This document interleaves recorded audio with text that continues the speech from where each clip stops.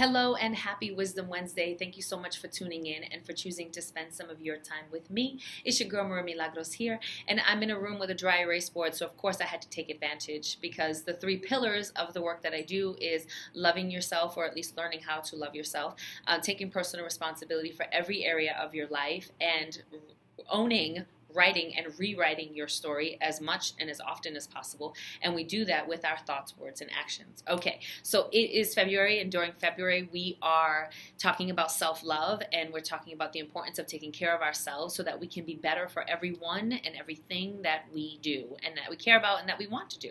And we do that first and foremost, take care of ourselves so we can give from our overflow. Today in particular, I want to talk about this idea of aging and deterioration. And the reason why I want to talk about this is because I'm hearing more and more conversation from women around me like, oh, I'm in my 30s, oh, I'm in my 40s, oh, blah, blah, blah, right? And it's like, it's all super negative. This is what I recognize. Okay. We are all on our own journey. We have to allow other people to have their journey as well.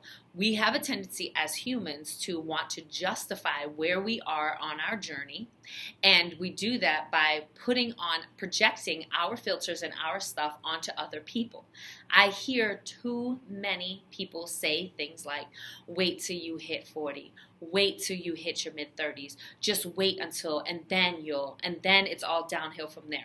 There was a woman just yesterday, and she said, oh, you just wait until you hit such and such age, and then it's all downhill from there, which I thought was really funny because I'm well beyond such and such age, and it hasn't been downhill.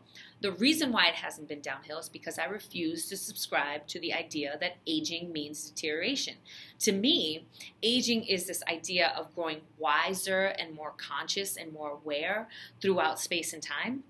Not necessarily that I'm deteriorating or that my body or my brain is getting worse, right? I refuse to subscribe to that. And because I refuse to subscribe, my body is adjusting accordingly, adjusting to my thoughts and to my words and to the actions that I take to support my thoughts and my words.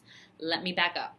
There's a book by Bruce Lipton called The Biology of Age. Do yourself the favor. In this book, he talks about how our thoughts literally change the cellular composition that is happening in our bodies. Literally, the thoughts that we hold on to, if they're negative thoughts, it's deterioration happening in our body, and if it's positive thoughts, it's boost that's happening in our body. If we think that we have a disease and we keep focusing on the disease, the body will eventually be able to create that disease literally just from itself, because you keep telling yourself that you have that disease. And so you know how many people, I hear this all the time too. People always saying, oh, everybody around me has a cold. Oh, it's only a matter of time before I have a cold. And then what happens? It's only a matter of time before they have a cold. Those words don't leave this face. About 5 years ago, actually it's end of February, that it is 5 years since I've had a cold or a flu or anything like that. A couple of weeks ago, I did blow out my vocal cords, but that was from strain. I didn't take care of myself. That was very different. It wasn't like, oh, I have this sickness or this cold or this flu. No, because I stopped saying things like, I get sick every winter. I get sick every fall. Everybody around me is sick. And I stopped saying those things, and I stopped believing those things. And instead, my mantra became, I am whole, healthy, and healed. Every muscle, organ, fiber, bone, and cell of my body functions in accordance with this purpose, individually and united. No joke. That's my mantra when it comes to my health. I say it every morning.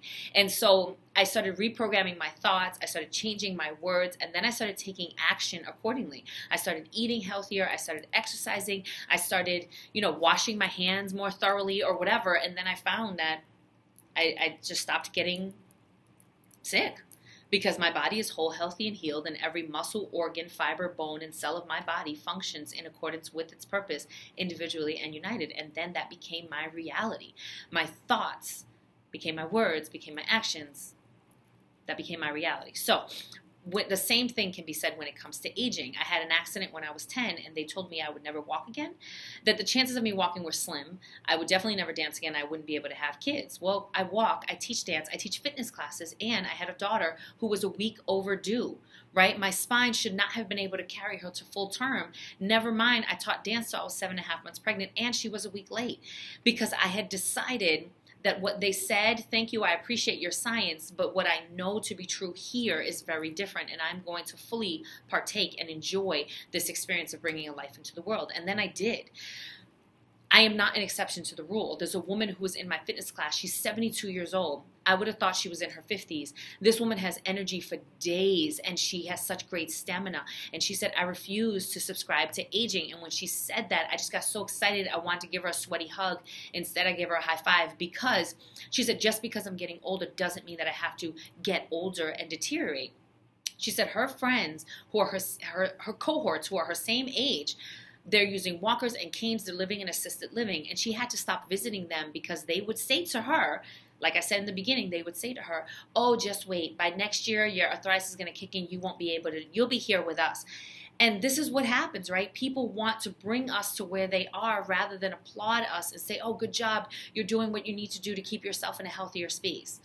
So here's what I want you to do. I want you to first, we cannot rectify what we do not identify, right? We've talked about this many times, and our thoughts are really important. So I want you to identify some of the thoughts that you have when it comes to aging. What are the thoughts that you either told or you believe to be true, or you've heard from other people and you've kind of absorbed? Write all those out.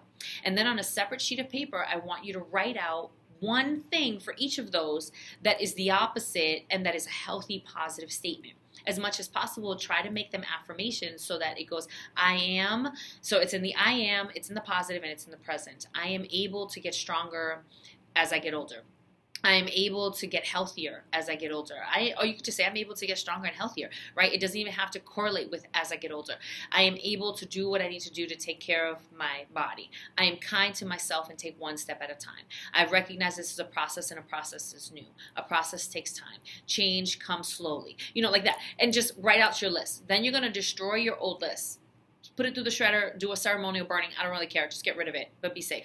And then you're going to use your new list and reread it and reread it and reread it and read it as often as possible until that becomes your new programming, because we do not have to subscribe to the idea that aging equals deterioration. And imagine how strong and capable and amazing, even more so in terms of loving ourselves, we can be for the work that we do and for the people that we love when we stop giving room in our minds, words, and actions to this idea of deterioration, and instead we talk more about being vibrant. I am vibrant. I am alive. I am energetic. I have energy for days. I eat to support my energy, and so on and so forth. All right. And then what you have to do is you have to take care of your mind, body, and spirit.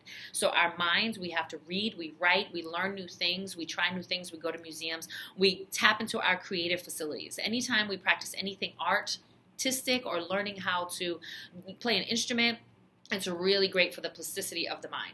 Then the body, we eat healthy, we eat lean proteins, we drink a lot of water, we get sunshine, we get fresh air, and we get movement every day. We get movement every day. Shake your groove thing, yeah, yeah. Okay. And then our spirit, we meditate, we pray, we practice a spiritual practice that is rooted in love and gratitude. That is so important, and again, scientifically based. Now, this we know to be true for science in terms of the thoughts and what happens in the body. And if you want a little spiritual edge, let me remind you that the power of life and death is in the tongue. And as a man thinketh, so he is. Hey, that's all I got for you. I hope that this was beneficial. If you know someone who can benefit from it, please share it, because sharing is caring. If you haven't already, subscribe to my channel. And I hope you have a great rest of your week, a fantastic weekend. I hope everything is magic. And I hope that you check yourself. So you don't have to age, honey. You don't have to age, okay? And I love you. There's nothing you can do about it. I'll see you next week. Peace.